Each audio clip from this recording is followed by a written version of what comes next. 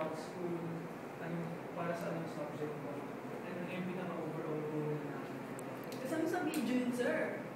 Alin? Kasama sa video, yung pagpapakilala nila. Sige. Okay na. Kanina ba?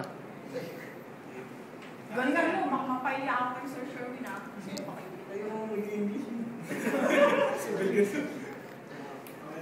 Kayo muna. Lakasan niyo, boss, yung sisirang hina eh. Good afternoon, sir. My name is Ivan Pilabapa Jr.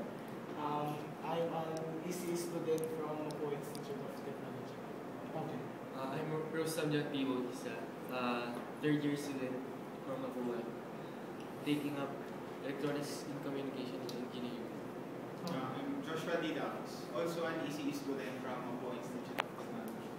And I'm Emmanuel Lazo, a mechanical engineering student from Mapo Institute. Sir, we're going to ask you some business matters, mainly on workplace discrimination. So, we're going to ask you if you are aware of a business or work discrimination around your workplace environment. Okay. Discrimination is in the workplace is something that may be inevitable. When it's inevitable, it may mean, but in different work conditions, in different companies or organizations, it is something which you may be able to see. It may vary in terms of degree. It may vary in terms of severity. I've heard of cases, not necessarily in my current workplace, pero cases wherein if you would be a contractual employee versus being a regular employee, the regular employees are given specialized chairs, such as the ones that we may be seeing right now. While for the contractual employees, those that are only given to them are monoblock, the monoblock types of chairs. Also, there are severe cases of discrimination, wherein, especially when it comes to employment status. When again you are a contractual employee, you may be perceived as less capable compared to the regular employees, even if you know for yourself that in terms of capacity or knowledge, magka-level naman kayo ng mga regular employees. There may also be discrimination that we may see in terms of height or in terms of weight, especially when you would be working for the airline industry. So for example, Philippine Airlines, may mga certain requirements din kasi sila, which in this case naman, you get discriminated for because it is needed for their respective lines of work. So, it would vary. There would also be cases wherein for gender, there would be jobs that would prefer male employees. And there would also be those which would be preferring females. Just like maybe for engineering-related jobs, as we may probably see in the room, halos lahat kayo actually are males.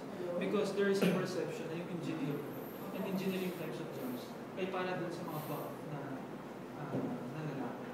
So really, talagang it's something which we may see in different organizations, varying in terms of severity and in terms of degree.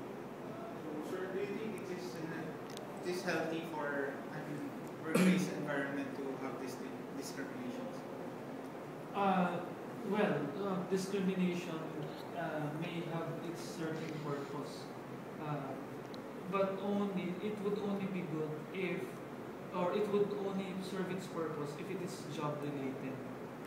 But if it would be something that just for the sake of prioritizing certain people over others, and then looking down at others even without basis, then it's something that may not be healthy for an organization. Sir, according to our discussion, there is also discrimination about the age of the employee.